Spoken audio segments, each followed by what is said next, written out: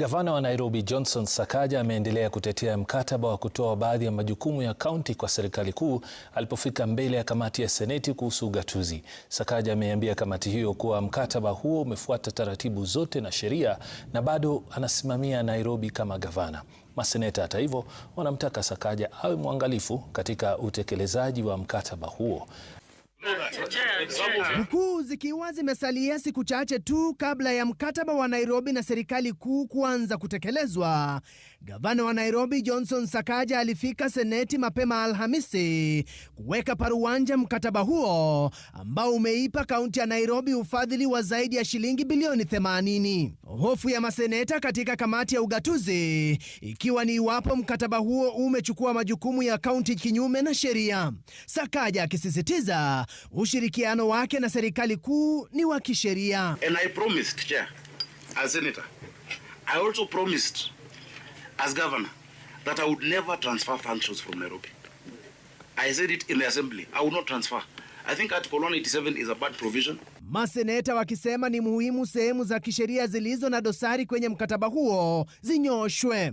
Seneta wa Nairobi Edwin Sifuna akitofautiana kabisa na mkataba huo. Public participation, as I've said, cannot be something that is cosmetic. We must see our views, whatever those views are, reflected in the final document.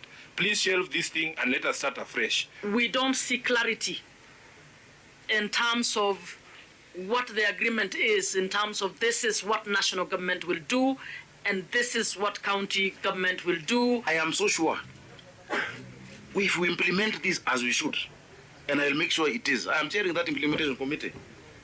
Everyone will just say tuta, because it will be so clear things will have changed.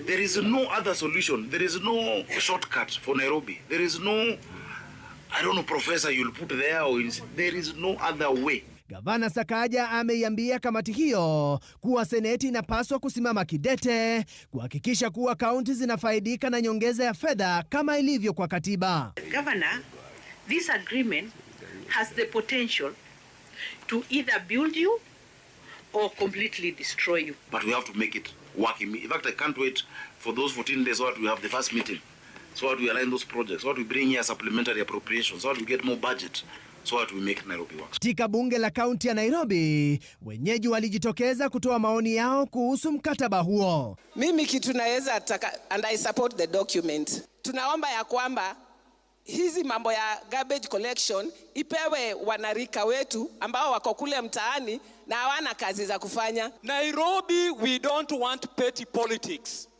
We want things that should be working. And the only way to make things work is to go administrative way, not political way. Zoezi hili la maoni litaendelea Ijumaa katika maeneo bunge yote 17 jijini Nairobi.